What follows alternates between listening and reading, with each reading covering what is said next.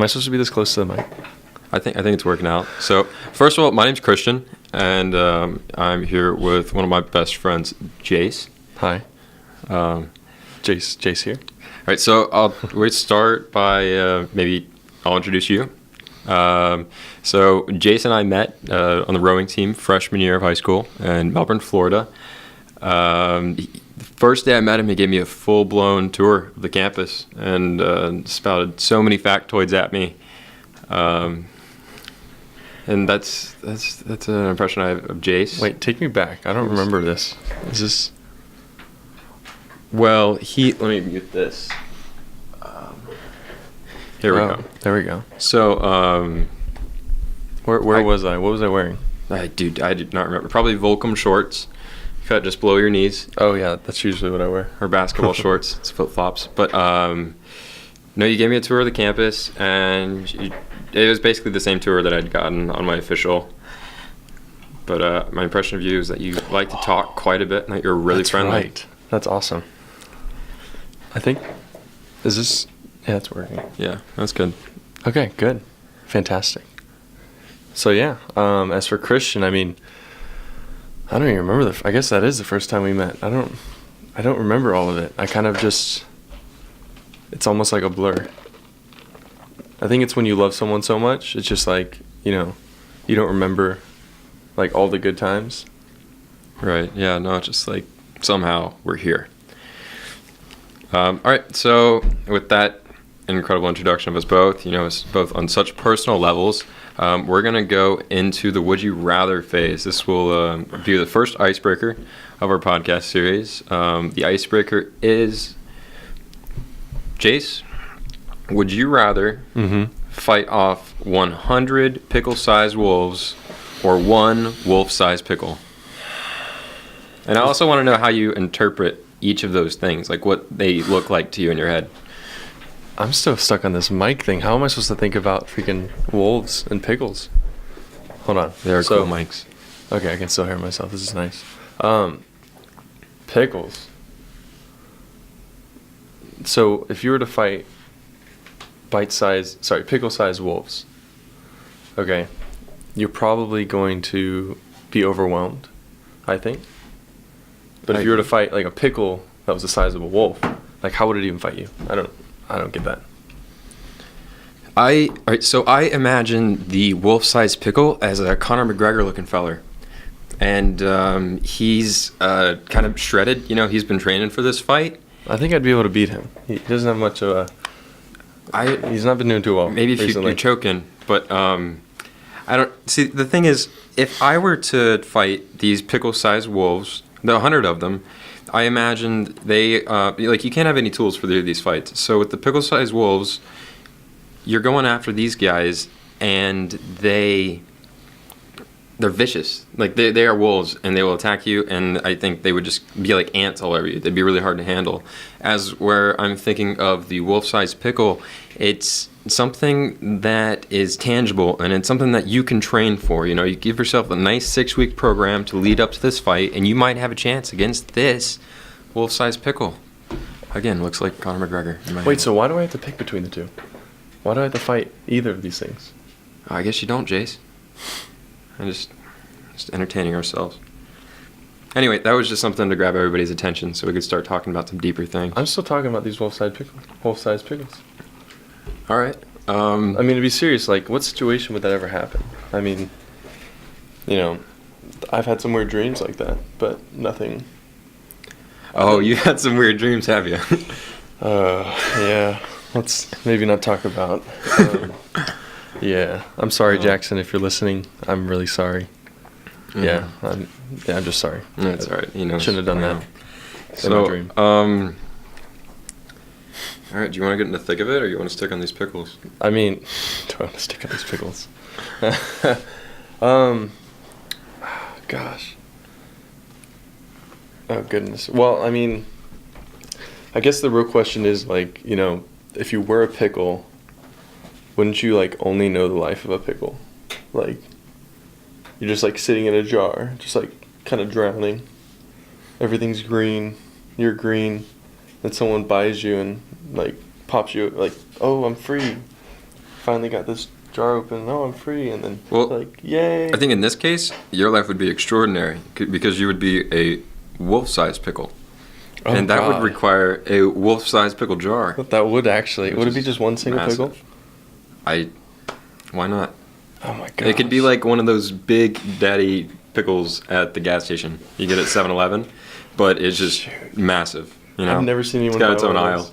I've never seen someone buy one of those. Yeah, They look disgusting. I kind of crave them. Like I crave pickles normally, so I was just kind of thinking maybe. So you'd want like wolf, like little pickle. Oh no. You'd definitely want the pickle, wouldn't you? Because you'd like just eat it. That's an option. Do you want to eat Conor McGregor? No. Is that what you're saying? No. He's statured like that. That's. I don't, and plus he'd be fighting me. That'd be really hard. I treasure my teeth. I wouldn't want them to get knocked about. But possibly, if I was to subdue this giant pickle, Subdue. I would put the nail in the coffin, start munching on it.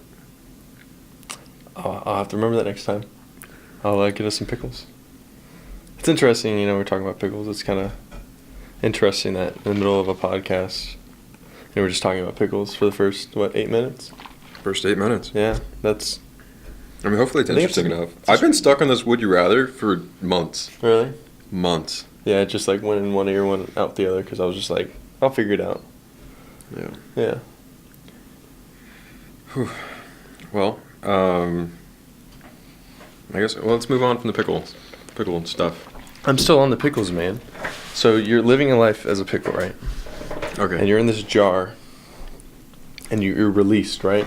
Your life, you're finally free from this pressurized container, and you're pulled out, and then you're eaten.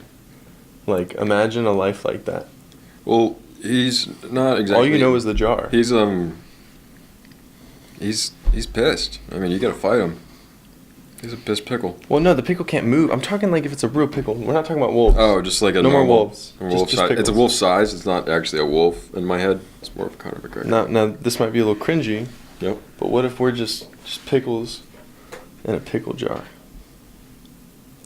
Sounds like Cue the a cringe. Bob Dylan song. Does it? Yeah. How does he sing? I don't know. Oh, Oh what gosh. if we're all just pickles in a pickle jar? No.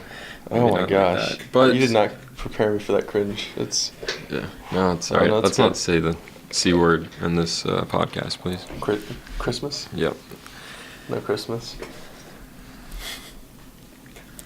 So, Jace, what do you study here? I study aerospace engineering. Wow. What do you study? I study the techiest things of all tech things at this tech school. Oh, is it It's the H word. hemoglobin? I'm in the humanities. humanities. Okay. Yeah. Oh, it sounds a lot better when I'm here. Oh, Yeah, that's it nice. does. Now just we gonna- kind of get the microphone thing. You should be real close to this sucker. So, you are in humanities. So, what made you decide to do humanities? So I leaned into the humanities a bit after. Well, all right. So I'll give you the full backstory to it. I began rowing as a means to get to college. I had played several sports before I rowed, but I had a lot of really bad joint pains and stuff by the time I got around to high school, and I had to find another sport because I just couldn't do the high impact stuff anymore. And I wanted to go to college. My parents had, and I wanted to make them proud and live a supposedly easier life than they had. And I picked up rowing at 15. I asked the coach if there was a chance I can go to college. He said, follow me and we will get you there. So I did, and here I am. But along that process, I had a few schools I was choosing from, and I originally wanted to study philosophy. I considered doing that at Syracuse, and that was kind of put on the back burner because of all the things you can study in college, philosophy doesn't sound like the thing that can make the most money. But it was something that really interested me. So I went to school here for a year, and I was studying business. Because that seemed like the next best option since I was not a math aficionado. And by the time I kind of got to accounting and realized how much I'd just be thinking about money, I really didn't like that idea. and wanted to study things I was genuinely curious about in between classes. And I jumped to humanities and chose to focus in philosophy. I minored in communication, and well, yeah, that's why I study it, because I kind of have an affinity for the human experience, if I were to put it into words. Wow. Yeah. Definitely have some questions about that. One thing though is if you move a little closer to me and face like this way, no, like closer to me, because like your face is right, like you're covered by that. It's like a little bit, yeah, almost like we like each other a little bit. Like All right, yeah, like we're looking at each other. Well, now you're definitely covered by the mic, but that's okay. What? In the video. Oh, I didn't think about that. I just wanted the mic to be facing me. It looks directional. Yeah, no worries. Alright. See, I don't want to be speaking into your mic, but No, it's totally good. all right, hit me with these questions if you have them. Well, so I honestly wanted to understand, like, so what do you mean by the affinity of the human race? You're describing what you were looking into. I don't know, kind of the human experience. I mean, the biggest thing for me is, oh, it's gonna sound like a cliche. I hate when people use like the perspective cliche on Instagram. You know, it's all about perspective. Anyway, to make that a little bit deeper, we really only have our own eyes to look through. And to just imagine spending the rest of your life trying to figure out what the world looks like through everybody else's eyes. Yeah. That's a fascinating thing to me. What I find so interesting is, like, you know, everyone lives kind of in their own reality, but the truth is there's like this greater reality that they really live in, and like we kind of all in ourselves like live in our own cave, and we look at our own wall, and I mean, and I guess for those who don't really understand or like don't Plato's know, like, allegory of the cave. Yeah, Plato's allegory of the cave. Like, do you want to kind of describe that a little bit? All right, so Philosophy. I guess before we get into that, I kind of want to make sure a basic assumption is generally understood, which is the way that we all interpret the universe is by models. You understand that, Jace? Yeah. All right, so we like everything. What I know Jace to be, what I've interpreted him as, is by limited interaction with him, and by a separate conscious state, I have made a model of Jace Petrowski, and that is who I know. And I believe Jace to be a good guy, and I'm going to trust that my model is valid, that it is a very near representation to what the true Jace Petrowski is. So, like, if I did something crazy, you'd be like, that isn't. Yeah, like that's not characteristic of my model, but it would be you. It just wouldn't be. It would be a shock to the model that I had created. Interesting. And does that kind of like apply to the greater, like, aspect of life, or? Absolutely. Yeah, we make a model of everything. So, like, life itself. I mean, just think about. So you took physics, chemistry in high school.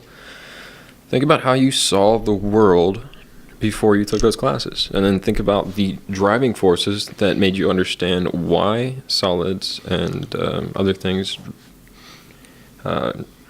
interact with everything the way they do. You update your model and you see everything completely different. Solids, they are this vibrating thing that you before thought was completely still. Oh, man. You could definitely get a little more about that. I mean, you ever heard of the chaos theory? I've not. So, and... May have. I'm not... Please. Brush me up. Well, I mean, essentially, like, the theory is that, like, if you magnify anything to a certain degree, you'll see that it's chaotic, and it's just chaos. Mm-hmm. I mean, like, if you looked at the Earth from, an astronaut's perspective, you'd see this beautiful... I guess it sounds better when I do this. You'd see this beautiful kind of, tranquil planet that's just spinning slowly. And then if you really look closely, you see the wars, you see, what's going on truly, underneath the surface. But, you have to magnify that view to see that. And in the same way, like you look, I don't know, let's take these glasses. You look at these glasses, like, oh, wow, like, they're so still, they're so solid, and, they're so peaceful, per se. There's no chaos, I guess you could say, in there. But if you zoom in really, really close, or like you understand, like there's molecules that are rapidly, hitting each other in a chaotic form. And if you apply that to the grander scheme of life, like really anything, you look at a healthy relationship, sometimes there's chaos that, is below the surface, and people are really good at, hiding that. Mm-hmm. And some people, hey, for those out there who have great relationships and they're not chaotic at all, hats off. But, there's always this like inner tension or this inner chaos that prevails. It's just how close you really look. And it's kind of to tie into that, like really the perspective thing, like your model, right, of what the life really could be like. Yeah, absolutely. So, yeah. Yeah, back to the glasses thing again.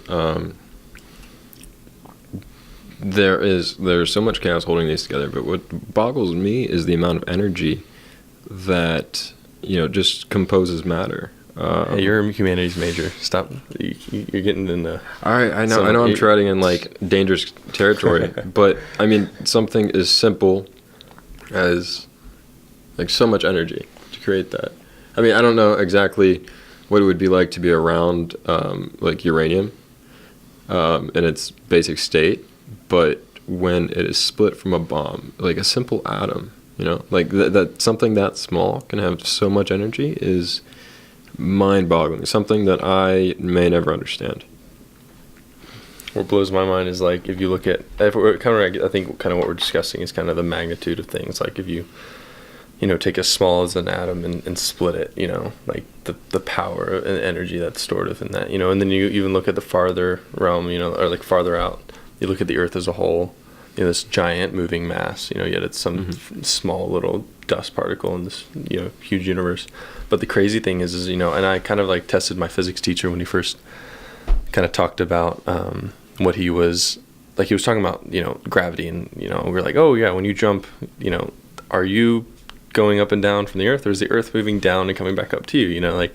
It's really relative to the person, or I guess the object that you're taking the measurement from. Mm-hmm. So I was like, well, professor, if everyone ran to the other side of the Earth, like one side, like shoulder to shoulder, and just jumped at the same time, like would we jump with enough force to actually move the Earth?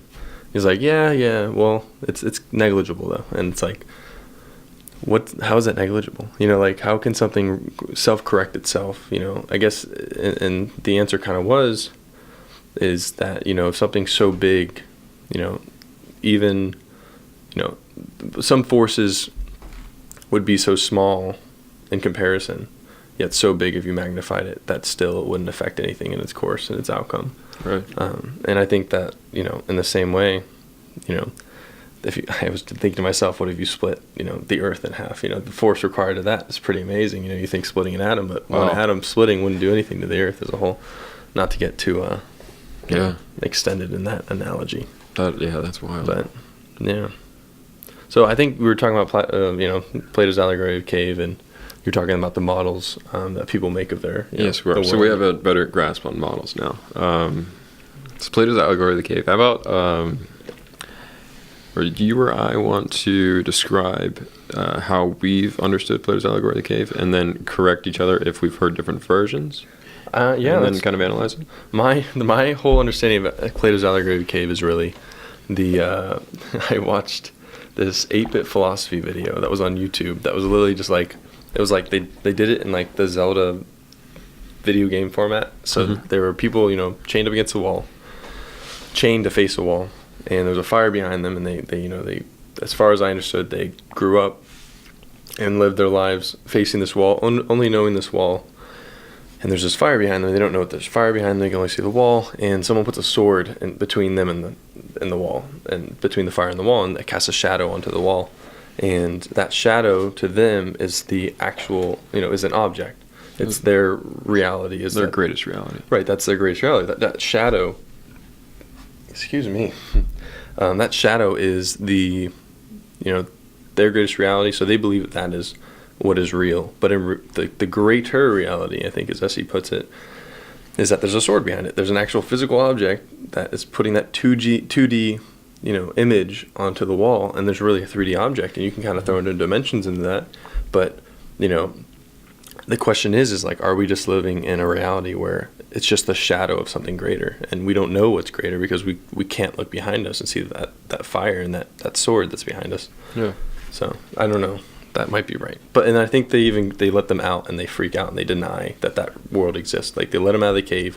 They say, look at this whole world. Right. There's 3D objects everywhere. It's not just this 2D wall. This 2D image on the wall.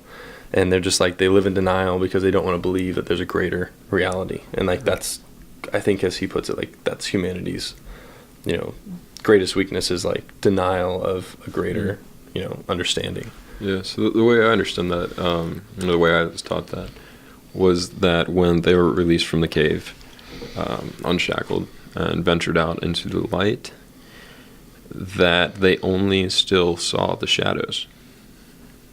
That their eyes had not adjusted. Like they're like you said, they would not accept everything else. So all that they took for their reality was the shadows, and then eventually their eyes adjusted. And then and another addition to the story that I had heard in the same sitting was that eventually these people felt that there was an obligation for them to venture back into the cave as enlightened people and teach those within the cave to release them and bring them back out into enlightenment. It's so interesting. And I mean, not to throw a really religious perspective in this, but I absolutely do.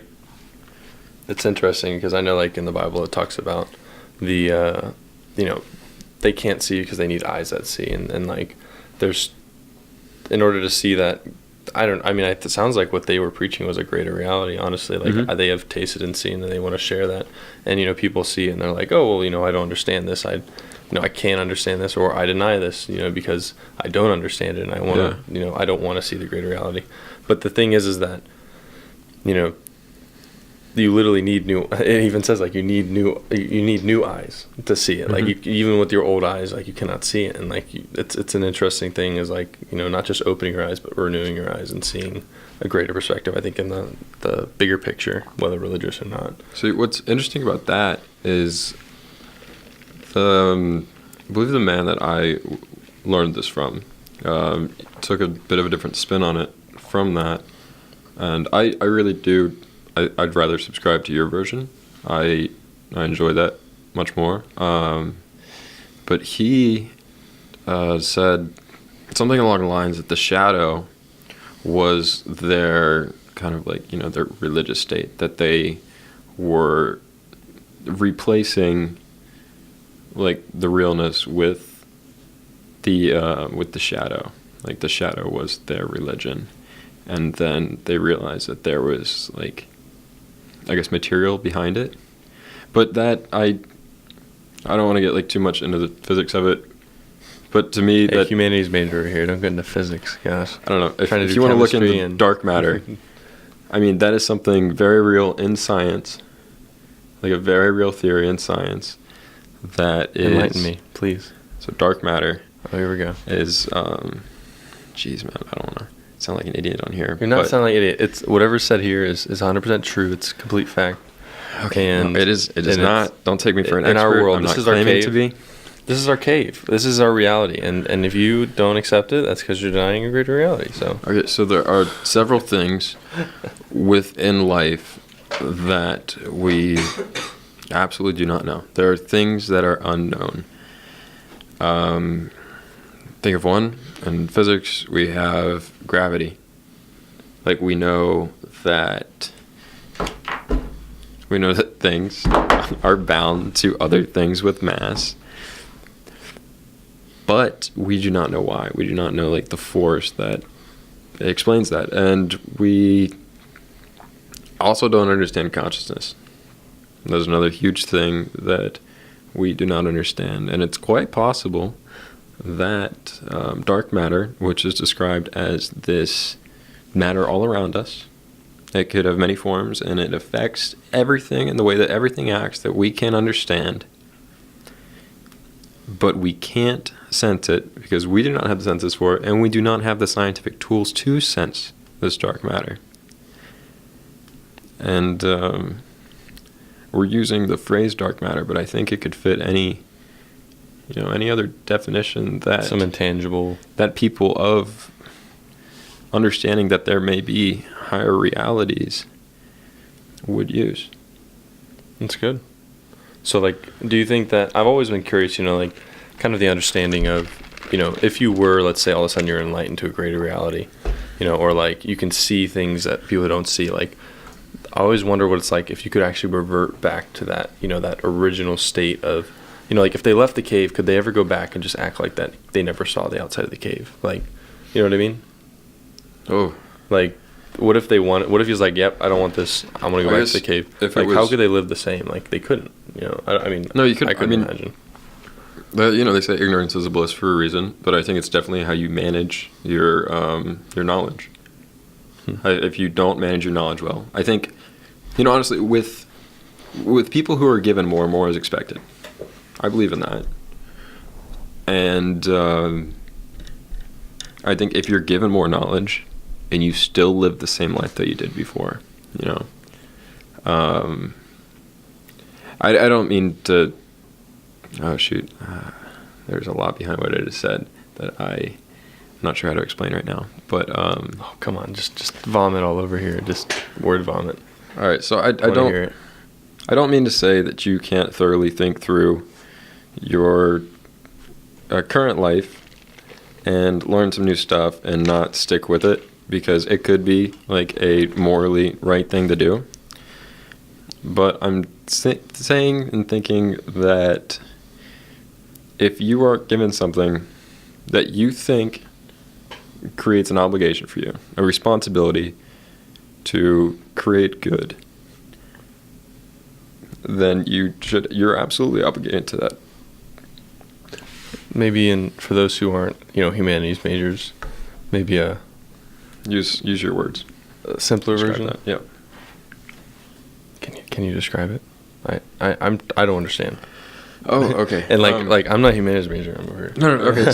simply the more you grow as a person, the more I think you maybe are expected to give to others, if you can.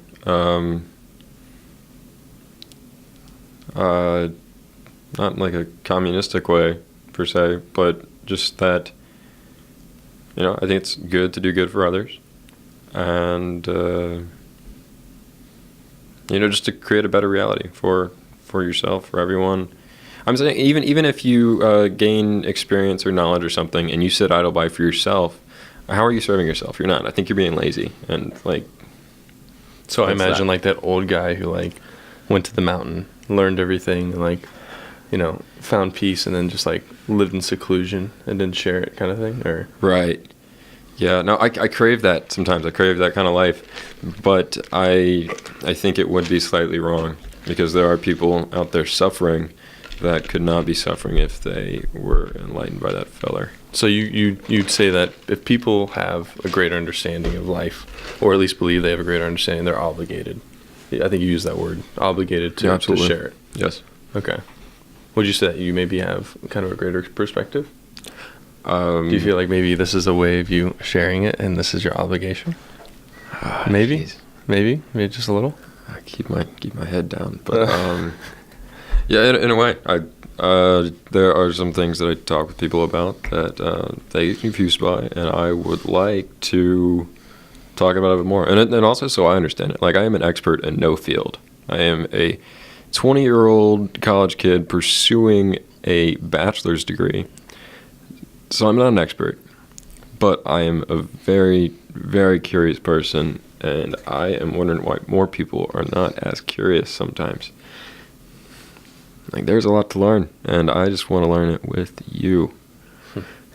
I think really what the main takeaway I think from that is, like, people don't want to learn more because I think it's almost like a form of denial. I mean, I know that it's kind of an understanding of, going back to the allegory of cave, like,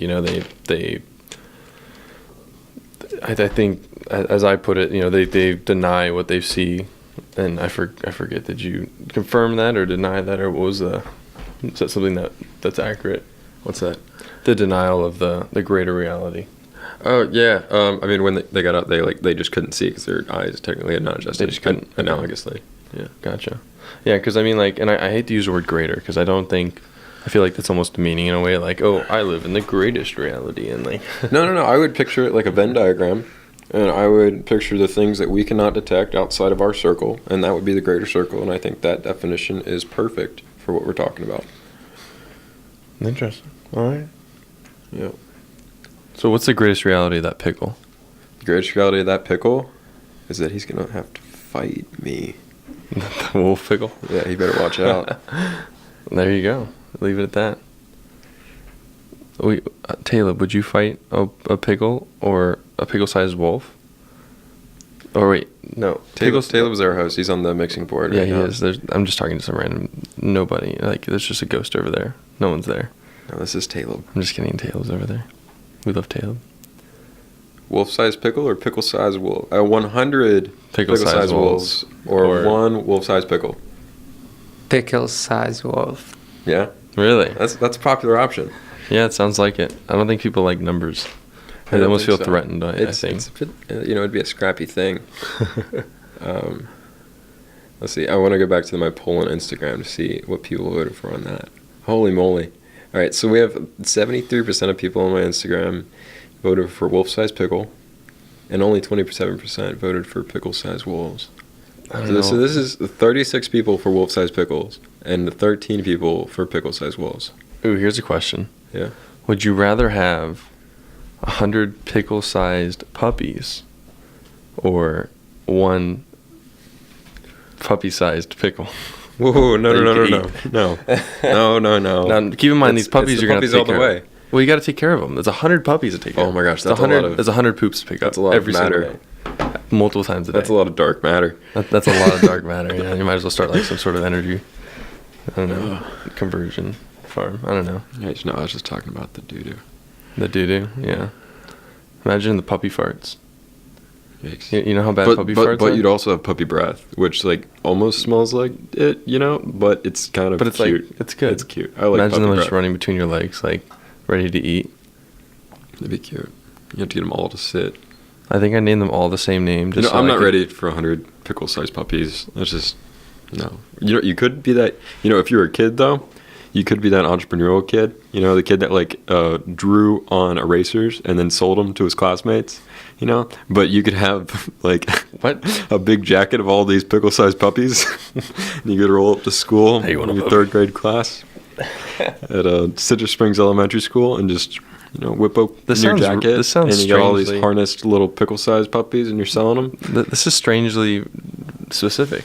Like, did you sell? This is a hypothetical. There are no pickle-sized what? puppies out there. Did you go to Citrus County? Yeah, I did. Okay. Well, all right.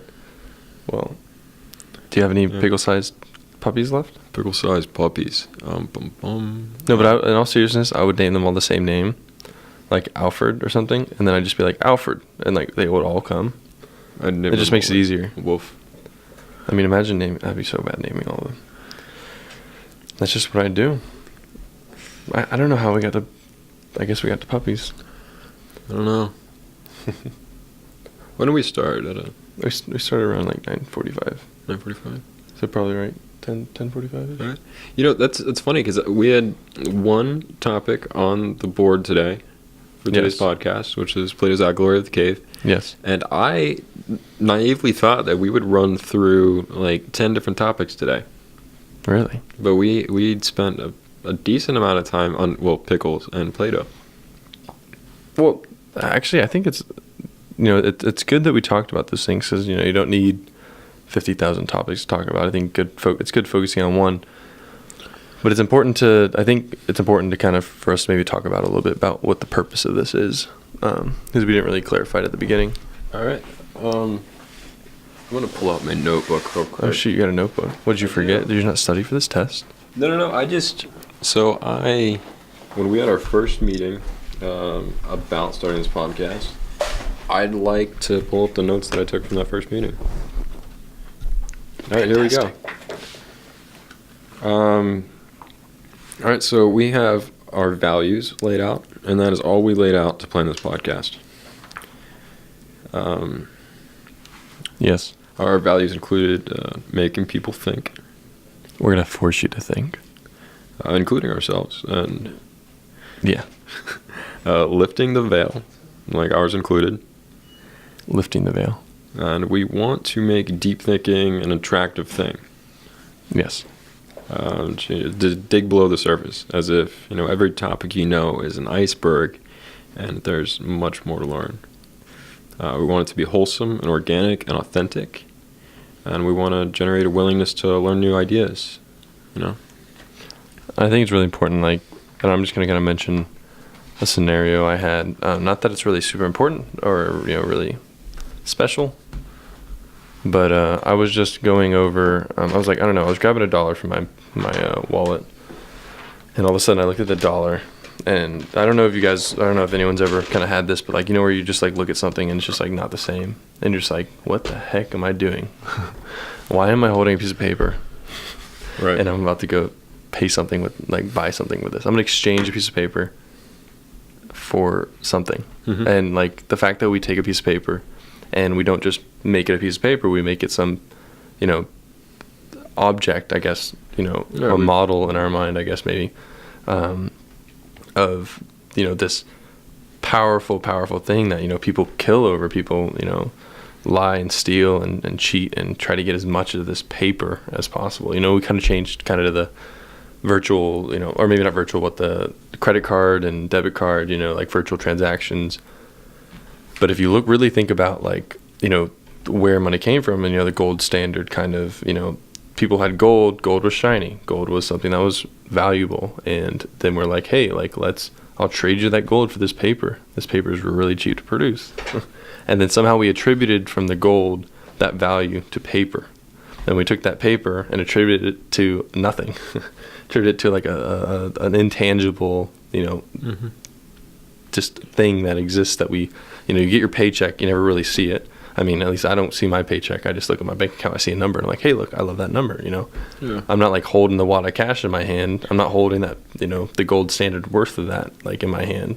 So it's interesting to see, over time, how we've developed an understanding of currency and how it's kind of changed generation to generation, and kind of developed an understanding and value for, I think things in general that were more or less of a materialistic and tangible generation, and we're more of a virtual kind of, intangible value, sort of generation where social media, money, Yeah. really anything, if it's not in our hands, but we still value it so much, and it's so much different from your grandpa gets mad at you, you don't understand what he's saying, he doesn't understand what you're saying. I think that kind of plays a role into that, even in decision making. What do you think about that, Christian? I was just kind of, that was a lot.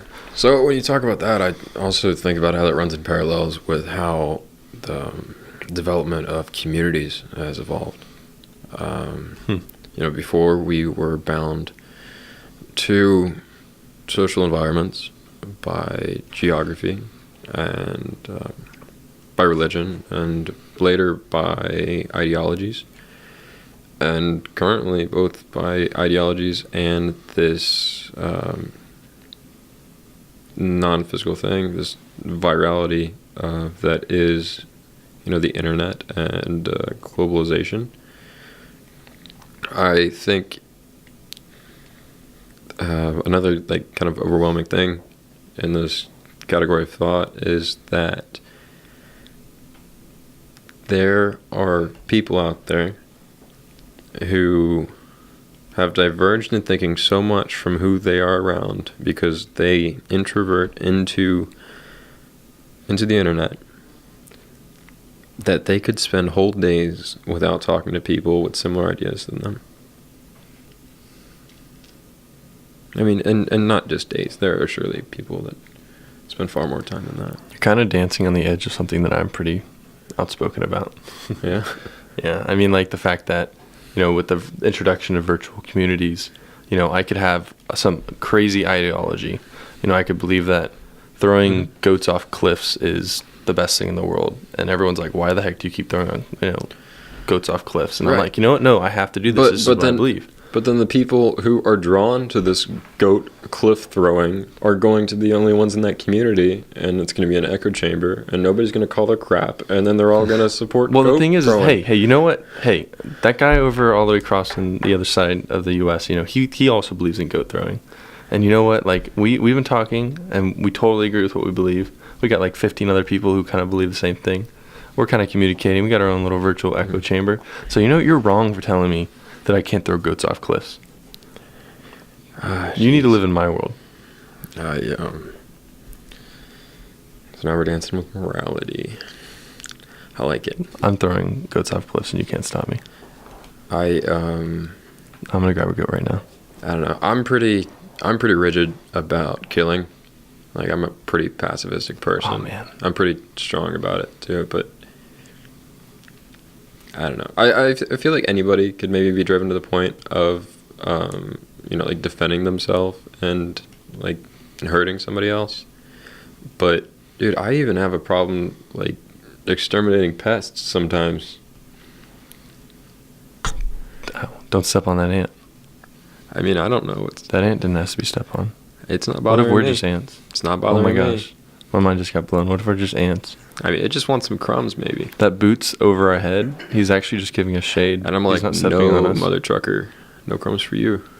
No crumbs. No There's a lot of crumbs ants for you. in my dorm. I can't leave anything sugary outside. Yeah, I see ants. That's why I take the alternative. I use the ant spray, so I don't have to see myself devastate them. Well, we're really just ants. We're just like, I mean, we are moths, but we're also ants because, like, we go to the sugary substance that are sweet, and then we get ourselves stuck in it, and we're like, I can't get out. And then all of a sudden we're dead. Yeah, because we're That's greedy. life. Because we're greedy. All right, so back to the money thing. I heard this, or read this great quote, or kind of conversation, dialogue, out of a book that I'd recently bought by a man named Jedediah Jenkins. He had bicycled from, I believe, Portland, Oregon to Patagonia. Good friend of yours? No. I'd like to be friends with him. He's an incredible author. Yeah. And adventurer at this point with that bike trip. But he had gone with another man, and they were talking at the beginning of the trip. He's like, the other guy was like, hey, man, you think we can get this trip sponsored? And he's like, I don't know, man. I thought you were all anti-capitalism. And he's like, no, man, money's currency. It's a current. It flows through me. Only when it's static is it wrong. Yeah. I actually recently been saying, like, the closer you hold money, the less you have. Like, like if you're receiving money and you're giving money, I like that. The flow of kind of currency. Like, through you receive and you give, you receive and you give, and if you keep doing that, you'll have a life that, you won't lose value of the things that are actually valuable. Mm-hmm. That's so good. I like that. It's a current. Absolutely. Oh my gosh. Can't you just steal that? Just steal that quote? Can we just like edit that out and just be like, Christian, I have this amazing quote that just came to mind. And I just biked 300 miles. The book was called To Shake the Sleeping Self, if anybody wants to look into it. It's a great read so far. That's not a paid... I would not get paid for anything for a very long time. And this was also brought to you by the Bible. Go read it. It's by... It's by this guy named Jesus. Well, yeah. Well, kinda. Yeah. Since we're kind of citing references a little bit. And then also Plato. Yeah, and Plato. And all the philosophers that he had dialogue with before himself. Not to be confused with the child's toy. That's immediately what I thought. It's fun to play with, not to eat. In the cave. Do you think that's what they said? Like, I don't dirty. I don't know if I should say marketing then. I'm sorry, kids. They also for sure didn't have marketing to kids then. That they weren't that low, even for Romans and stuff. Yeah. Greeks. He was Greek, I believe. Are you sure about that? I would like to be sure. I am not. Taylor, was he Greek or Roman? Who? Socrates? Socrates. I have no idea. Here, I guess we gotta look it up. Maybe we'll just... We gotta get our facts right. Socrates. Here, I'll do a little... We'll sing a little bit. He was Greek. I was right on the correction. He has an awesome beard. You know who else has an awesome beard? Whom? Andrew Aberdeen. That he does. He has a great beard. He does. I hope he's listening to this. I hope he'll He give me inspired an A. me. I hope so too. Eventually. Just make a logical argument with him. I should If- be studying for my quiz right now. That's true, actually. You should. And we're wrapping up in about 10 minutes, so then I can actually access whether or not there's any. Here, do that. Yeah. All right. Sweet. Look, we got one like. That's really good. Yeah. All right. We're almost an hour in. Oh, So, yeah. I mean, like, I kind of want to kind of jump back to that kind of echo chamber thing. I mean, Alright. like, it's really interesting because, working, I do work with the student government, and I do work with students, and it's really interesting to hear, like, advising and stuff like that from, the people who are, employees here, and some of the people who are in advising positions here. And what's really interesting to me is that they... Go on. Oh, dang. We're still live on the stream. Oh, is We're it? on the Oh, on our gotcha. recording. Looks like it broke. Yeah. That's too bad. Yeah, so anyways, so the interesting thing that he was like, they always, like, all these people who are like, in their 40s, their 50s, or, maybe 60s, kind of in that 20-year range, they always say like, oh, your generation this, like all these things as if like, we're in a different generation. It's so interesting to me because, every single generation, there's a new generation, and yet like, we're still all human. We all still all have all our values, but Don't get me started on generation. that could be a whole another one. But let's kind of just brush just slightly over this. Okay. Not get too in depth, but basically, the generations to generation, every generation says, oh, you wouldn't understand, not my generation. But it's more like you're not really in the technological age that I was in. And like, like I was talking to a guy who had a company nearing, have you ever heard of, what was it, the 2000 thing? I keep hitting my head on this. When the year 2000 was coming, Taylor, let me know if you know this, because I'm trying to remember what it was called. But it's like 2K. 2K 2K16. Yeah, 2K16. Basketball LeBron game. James. Yep, LeBron James. No. What was the apocalypse called? It was like when the year 2000 came. So every computer was analog or whatever, and had this, the algorithm. Right. They didn't know what was going to They didn't know what was going to happen when you hit the year 2000 because they weren't prepared for. They thought it was going to reset and go back to 1900 because they didn't think it was going to go past, 2000 because they didn't know how they programmed it properly. And all these computers and all this like they thought planes were going to follow the sky. They thought like what else did they think? You wouldn't be able to power wouldn't work. Like You'd be late for work. Well, Your alarm clock wouldn't go off? Your alarm. I mean, stupid stuff like that. But seriously, they thought planes were going to follow this guy because they didn't understand that, or they did understand. They were just so worried that banks too. Banks thought that their timekeeping system would have completely screwed up. Like an awful or stock like right. So like basically the stock market started to crash slowly because people were freaking out, thinking that the banks weren't going to be able to hold their funds because I don't know. It's something along the lines of like just everything online. They thought was going to get just be completely ruined because everything would be in 1900 and it wouldn't be able to sustain. Like it would erase 100 years worth of, data or whatever. So people were freaking out, and like the count's just clicking, and they're getting closer and closer. And it's so interesting because they live in that day and age, and yet like that was a crisis to them. That was like we've not experienced a crisis like that before. Yeah. I mean, like we didn't experience 9/11. I mean, most of us didn't. We didn't experience, thinking the world was going to fall apart. Other than the 3 end of the world. That movie with John Cusack. the 3. Or I was a little freaked out. The 3 or 5 end of the world things. But I hadn't got my first kiss yet. I was bummed. You still have your first kiss yet? No, I absolutely have. Okay, I was going to say. I mean, nope. Shut it down. Shut it down. Okay, never mind. Okay. So basically. They experience. I mean, even those generations, like my sisters, I think, she's got family kids, well, a kid. I love you, Trip, and basically she experienced that, and there's a clear, I think, difference between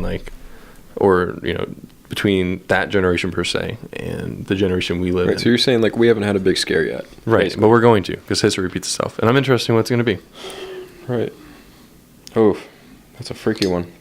I mean, we've had the thing is we've had school shootings. We've had all these things that desensitize us per se, right?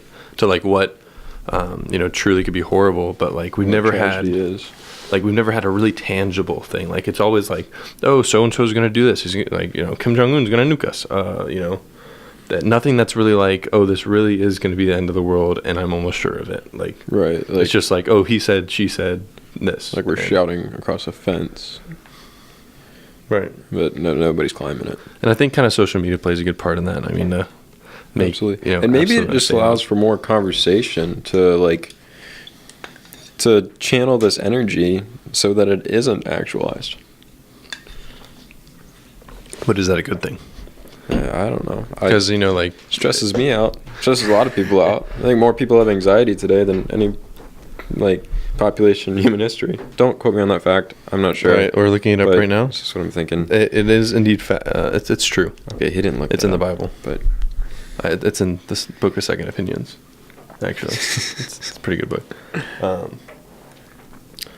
Yeah, so what's the crisis of our generation?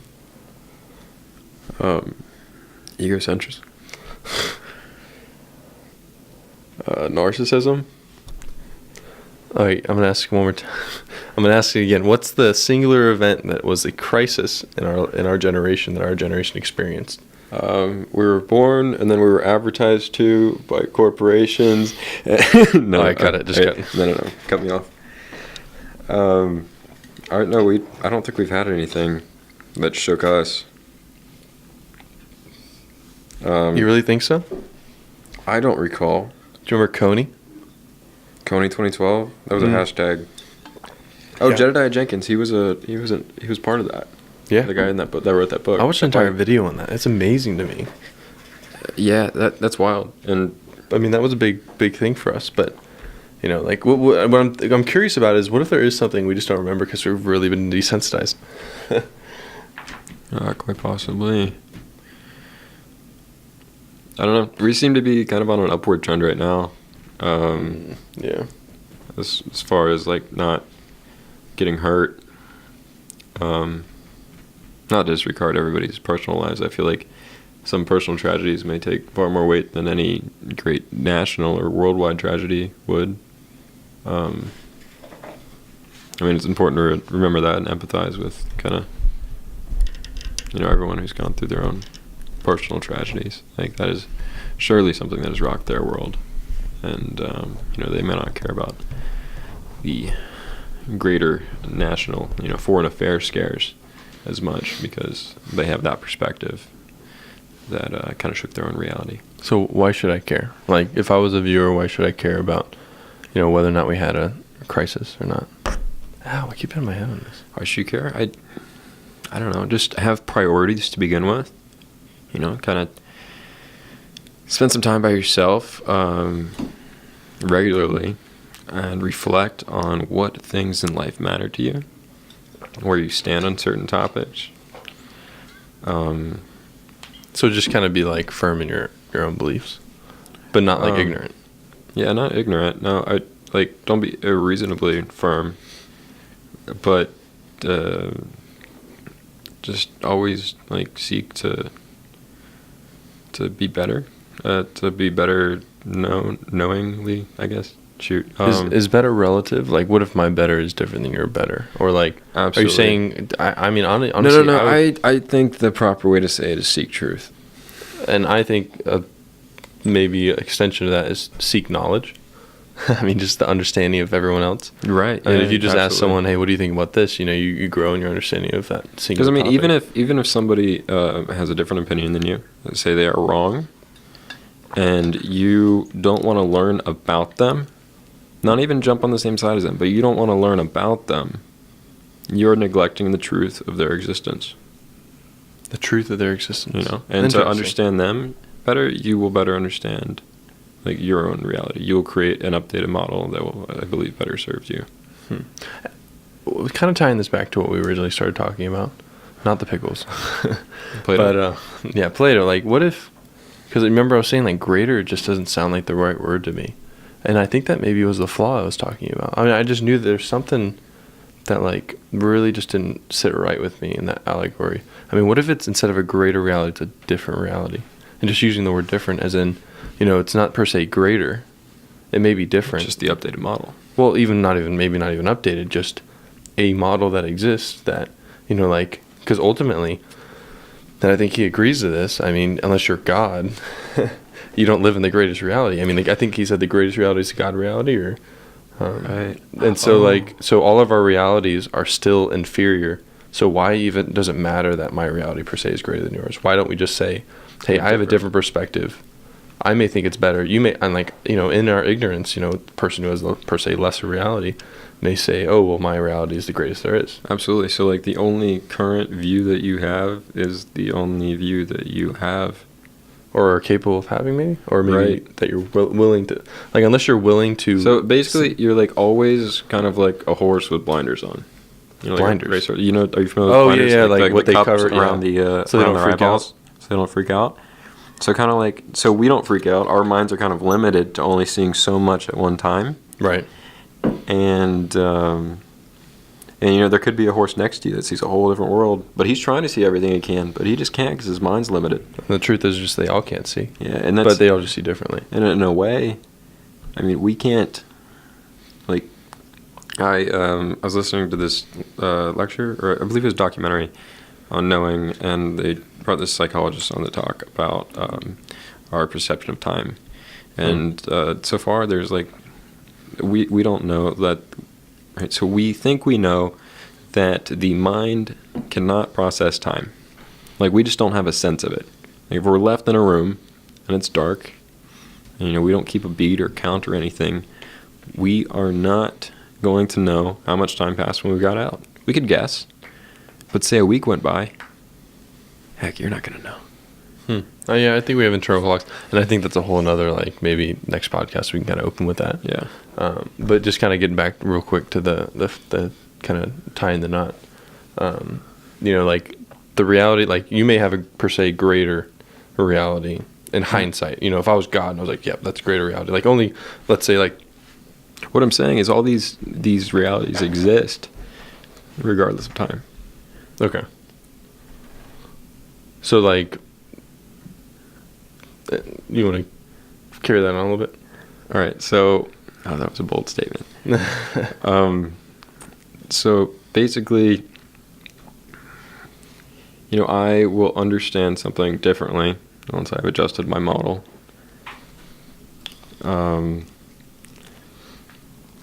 Because I guess not regardless of time, it wouldn't be. Maybe I'm trying to say because of time, because of that, like, fourth dimension.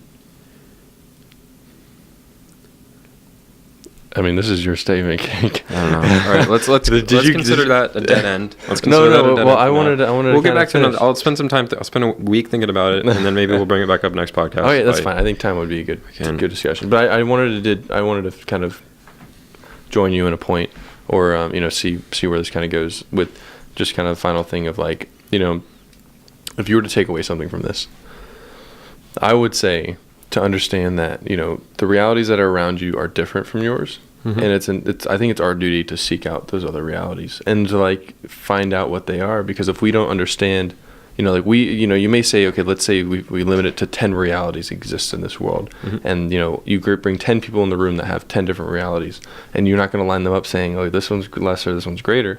You're going to probably line them up and say, hey, like, I mean, unless you're God per se, or like unless you live in the God reality, you won't be able to be like, hey, this is the best, this is the worst, because you won't be able to identify it. But I would argue to say, if you understood all 10 realities to the fullest degree, which I don't think we're capable of, if we could quantify them to 10, you could then differentiate the lesser from the greater, and then you could choose the greater.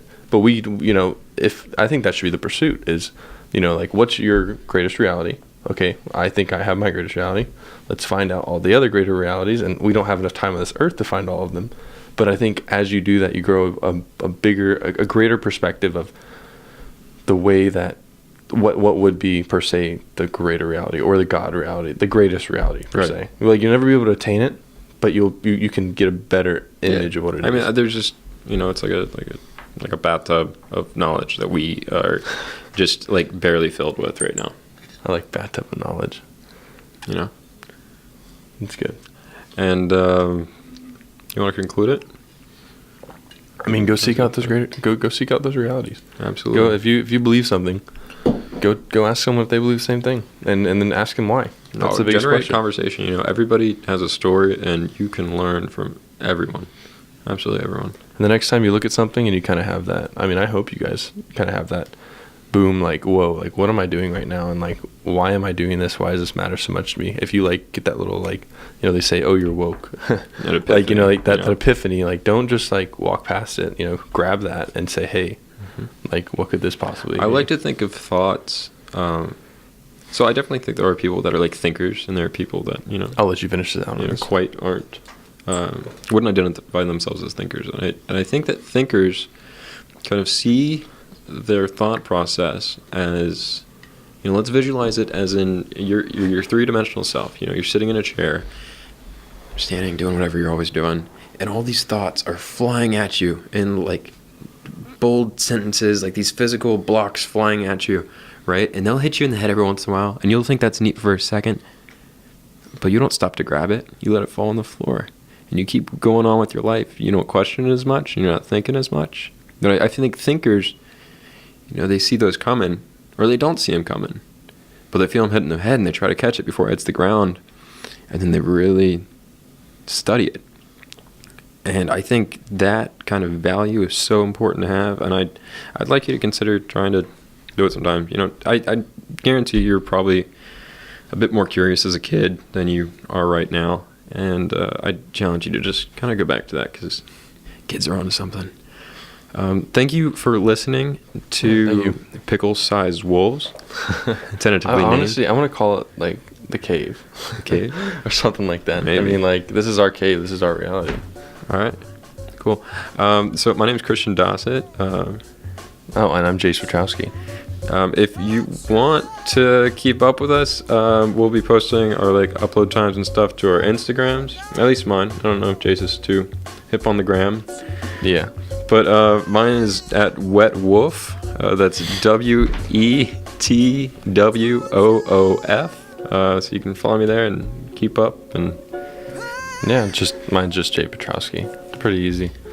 Good luck finding me. Petrowski. Just good luck finding You'll me. find it tagged in my stories. So Yeah. it's Wet Wolf, Christian Dawson, and Jace Petrowski signing out. Thank you so much for listening if you made it through the whole thing. Thank you. And thank you, Caleb. Yeah, thanks, for helping Caleb. us out. Yeah, no problem. All right. I love you, Mom. I love you, Dad. And I love you, world. I like to thank the world Yeah, I'd like to thank for the providing world, this too. opportunity. All right, everyone. Have a great life. Keep thinking. Keep thinking. Taking hold